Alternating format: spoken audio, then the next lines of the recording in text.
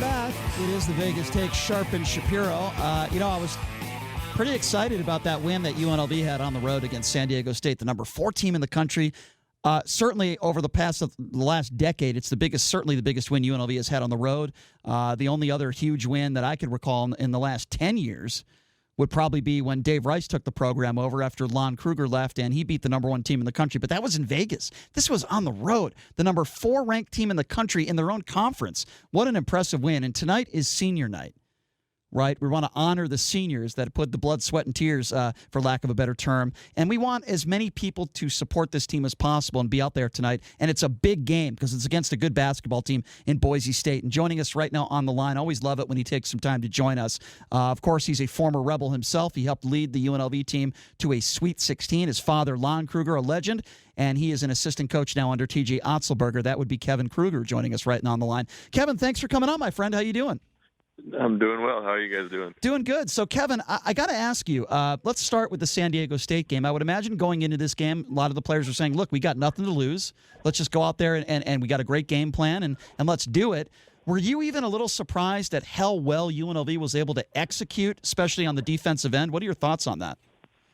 Well, we guarded them pretty well here in Vegas, so we weren't struggling in confidence in that aspect. But obviously a very good defensive team. And we hit a little bit of a tough stretch here, tied at 45 all, where they had a few buckets and kind of got enough of space between us to end up winning the game. But we felt confident that we could guard them. We felt good about, our approach going in and our preparation in the days leading up. So I think that's where kind of the confidence started and the ability to kind of start feeling that we were going to win. How important was it to have seniors on the floor like Dimitri Long, a guy who made some big shots down the stretch? You had a lot of guys that were huge in that game, but I thought Long, when he hit that shot from about 5 or 6 feet out with a couple minutes left to go in the game, and it was like a floater, I thought that was a huge moment. What would you say about his play and what he was able to do down the stretch? Well, yeah, I think we scored. We hit a field goal with 10.5 minutes left maybe, and then Eli's, runner with 2.5, and those were the last 2 buckets we scored in the game. Yeah. So, that just, you win based with your defense, especially in road games in conference in February, you got to stop the other team. That's what those guys went out and did. Do you think San Diego State is a legitimate top 5 team in the country? I think so, because they guard the ball so well, and they just guard people, and especially when you get into March and you get into the NCAA tournament and the physicality turns up, right? Then if you can keep people from scoring, that you're going to have a good chance. That's why there's certain teams that come the NCAA tournament, regardless of the draw or the regular season they've had, if they're good defensive teams, they typically win a game or 2. So, Kevin, I have to ask you this. I know your father is busy with his own team and has a busy schedule, but did you get a chance to talk to him? Did he give you a call after that game or that night or the next day? Because I'm sure he was pretty proud of what UNLV was able to accomplish. Oh, yeah. He's been our biggest fan, all season. And, we still talk almost every day. So whether or not there's a game doesn't really change it. Just kind of change what we talk about. Sure.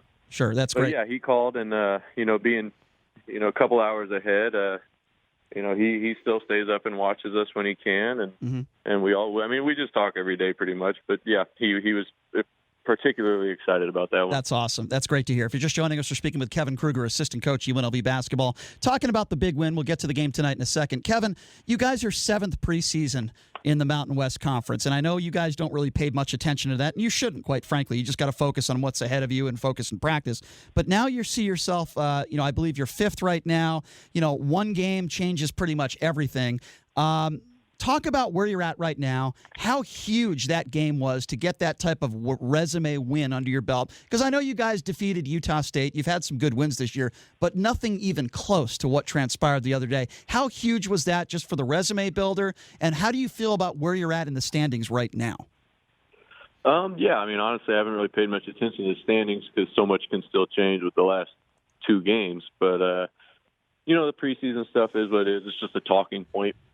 It really means nothing, and so we don't really pay much attention to that other than just kind of sit around and talk about it. But we wanted to be playing our best basketball come March and come the tournament here in the Thomas and Mack, and that game and that win Saturday really just kind of is a sign that we've got the ability to still be playing our best basketball. I know this is not in your mind right now, but it's my job. I have to ask it. With the win the other day, assuming that you guys could at minimum get to the semifinals, and I know this is hypothetical, but the semifinals of the Mountain West Conference Tournament, I would think that you guys are an NIT team. If you did get an invite to the NIT, if things go as you would hope they would go in the next few weeks, is that something that you guys have talked about at all and something that you would be willing to do to play in the NIT?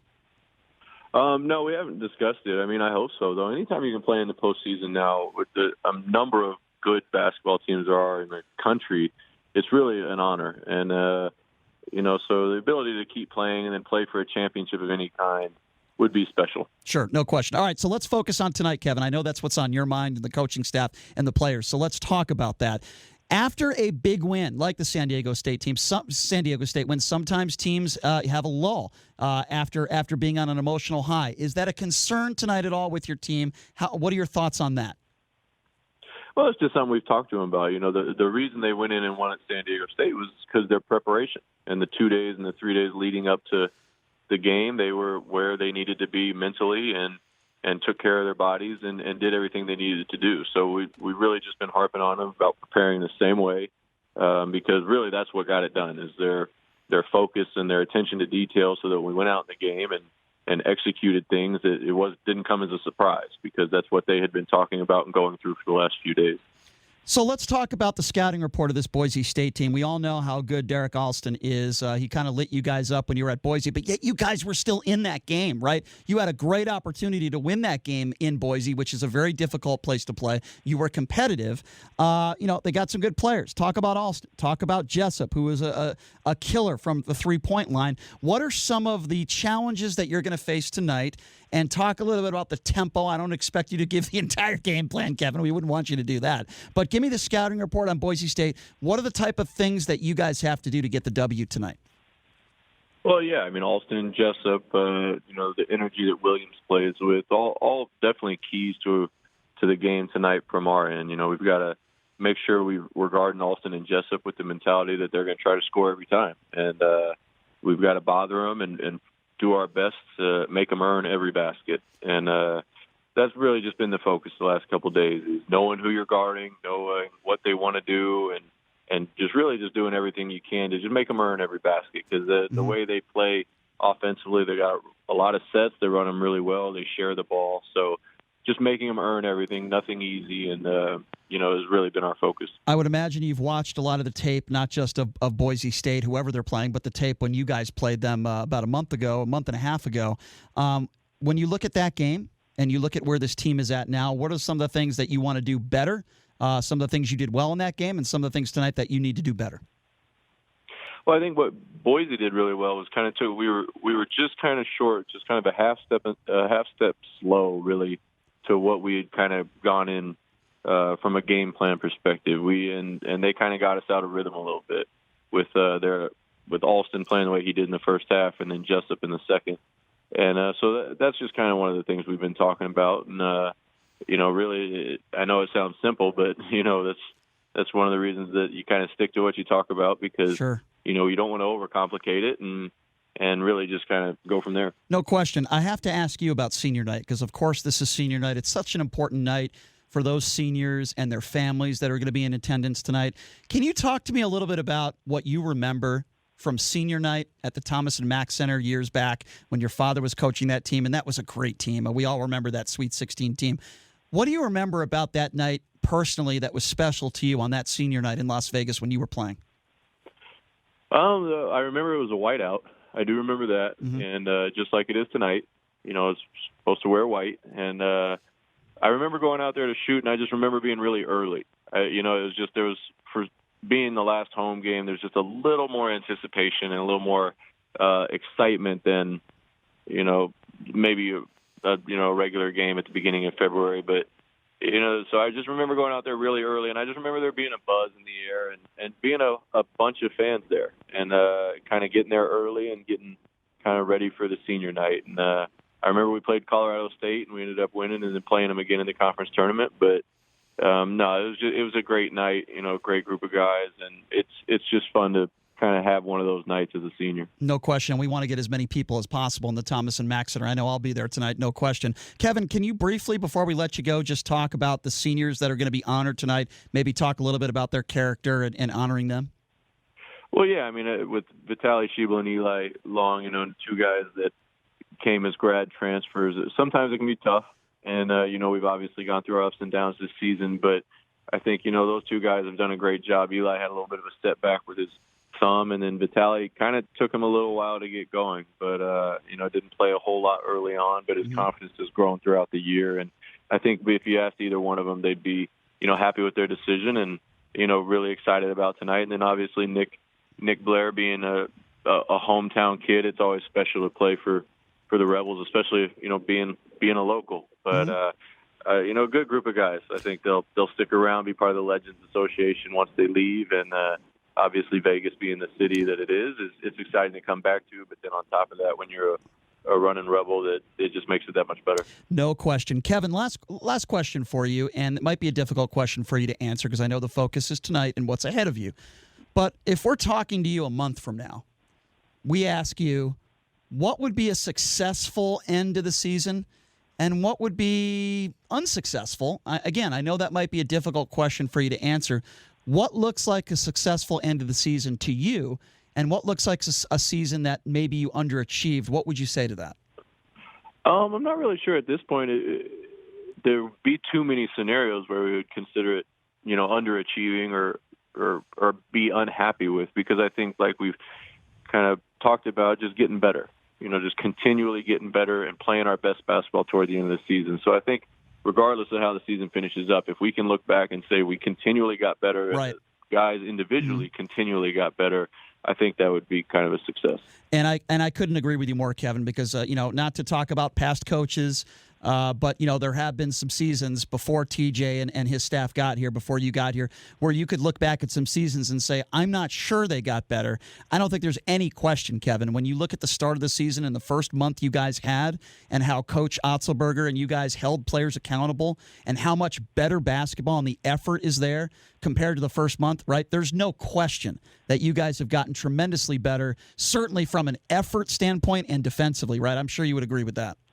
No, absolutely. I think, I know, Ken Palm is a stat that's used by a lot of people, and it's a great gauge of kind of the movement you make throughout a season, and that supports that theory as well. But yeah, I think that's just the goal of everything. I mean, obviously not just basketball, but pretty much anything you do, any business you're in, is just continually get better. And like you said, I think the strides we've made from November to this point would definitely suggest that. And there is no doubt that your father's made a career out of that as well. He's so good at making teams better from start to the end of the year. And I think your Sweet 16 team here in UNLV is a perfect example of that. Kevin, yourself and TJ and the coaching staff, you guys really have done a really good job.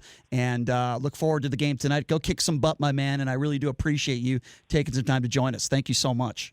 No, thank you. Anytime. Thank you. There you go. That is Kevin Kruger. Always appreciate it when he comes on this show. God, I love that family. I really do. I love the Kruger family. Kevin's a class act. His father, Lon, I'm not sure I've heard anybody ever say anything negative about Lon Kruger. Such a great guy, such a great family. And they come in every year and do this Coaches for Cancer event where they raise so much money for cancer research. And look, I'm going to be honest here, folks. I call it for what it is when it comes to UNLV. Sometimes people don't like me for that. In fact, I could give you some of the personal relationships I have with people in this town have been tarnished because I am always honest about anything on the air, whether it's UNLV basketball, UNLV football, or anything, politics, you name it. I have been openly shown criticism for Marvin Menzies. I'm glad he's not the coach here anymore. Didn't like the guy on a personal level and as a basketball coach. Dave Rice, the opposite. I liked him. Great guy. Didn't get it done here as a head coach with the talent that he had. But I'm going to tell you right now, and I've said this over the course of the last month or so, last few months actually, TJ Otzelberger and his coaching staff, he's held players accountable. Now, what do I mean by that? A month into the season, it wasn't looking very good. It was not looking good. But what did TJ Otzelberger do? He held players accountable. He sat players. He suspended at least one player. He moved the starting lineup around. And it paid dividends for this team because now the effort is there, and it has been there since he did that. They are a different team now than they were the first month of the season, and that's what Kevin alluded to. It's about making teams better. There is no question this UNLV basketball team is better now than it was a few months ago. No question. That's what coaching is all about, and TJ's done a good job. The coaching staff has done a good job, and I've openly given him positive credit for that, and that was a huge win a few days ago. Now, with that being said, you cannot lose in the first round of the Mountain West Conference tournament. You just can't. Whether they have a bye or not, you can't lose in the quarterfinals. Get to the semifinals on your home court. It is your home court for all intents and purposes. If you can get to the semifinals of the Mountain West Conference tournament, there's going to be nothing embarrassing about losing to San Diego State or Utah State. There's going to be nothing embarrassing losing to those two teams. But you don't want to lose in the quarterfinals to a team like an Air Force, San Jose State. I don't think they're going to play San Jose State. You don't want to lose to a New Mexico team. You don't want to lose to a team that's maybe fourth and you're ranked fifth. That's the game you got to get. You got to get that quarterfinal game. Now, obviously, this game tonight is very important. Why, you ask? Because the top four teams, if I'm not mistaken, it might be the top five, so don't quote me on this. It's either the top four or the top five. I know they get a bye in the first round. I think it's the top five. But you want to win this game tonight because it has huge, huge implications on your seeding in the Mountain West Conference tournament because it's so congested from the team that's second or third to the team that's fifth right now. I think one game separates all those teams. So you have to win tonight, and it's not going to be easy because Boise State is one of those teams that's ahead of you, and Boise State is a good basketball team. Now, UNLV's favored by a bucket or two. I think they're like -3. So the bookmakers agree. This is going to be a close, competitive game, and I think it will be. But to me, the key to the game is Derek Alston. And if you don't know who Derek Alston is, he's one of the best players in the Mountain West Conference. He's their guard. He's extremely tall and agile. He can shoot the three. He can take the ball to the basket. His father played in the NBA, and you'll see why, because he shares a lot of the same athletic ability that his father once had. If Derek Alston goes nuts like he did in Boise and he scores 25 or 30, UNLV's not going to win this game. Because if it's one thing that UNLV struggles with consistently, it's scoring against good teams. And San Diego State, they were very fortunate to win that game because, as he said, the final 10 minutes of that game, they only had 2 field goals. And yet they still found a way to win. The key is Derek Alston. You don't want this game to get into the 70s or the 80s. If it does, UNLV's in a lot of trouble. This is going to be a fun game tonight. It's going to be an entertaining game tonight. Please pack the MAC. We want as many people as possible in there to support this team. For God's sakes, man, they deserve it. The coaching staff and the players deserve it. They worked their tails off, and they made national news just beating San Diego State. I'll tell you something I'd be concerned about tonight. It's when you beat a team like San Diego State and you're on that emotional high, can you bring it the next game? We see it all the time in sports. You come from an emotional high and you get that emotional low. I hate to say it, but I think UNLV could be in some trouble tonight. But we'll see what happens, and we'll certainly cover the game, and we'll talk about it tomorrow. It's going to be fun. It's 8 p.m. It's on national television. If you can make it to the MAC tonight, do it. Prices are very affordable and reasonable, and we appreciate Kevin Kruger taking some time to join us. We are going to take a quick break, and when we come back, it's our producer's favorite segment of the show. It's called Hate Mail, and we'll bring it to you coming up next. You're listening to The Vegas Take right here on the all-new 101.5 FM, 720 AM, KDAWN.